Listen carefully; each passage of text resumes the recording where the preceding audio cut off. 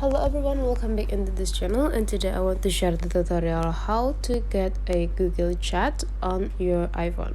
So first thing we're gonna do is go into the App Store. So we can get this Google Chat by going to the App Store and hold on. And after that, go into the search button. Now type a Google Chat here. Google Chat. And after you find one, just click it.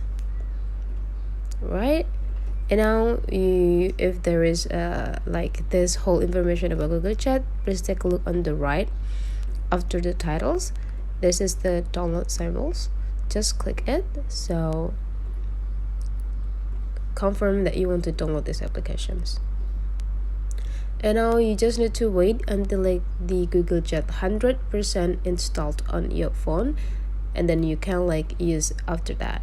So that's all for today's tutorial. Hopefully this video really useful for you. Don't forget to leave some comment, like, and subscribe into this channel.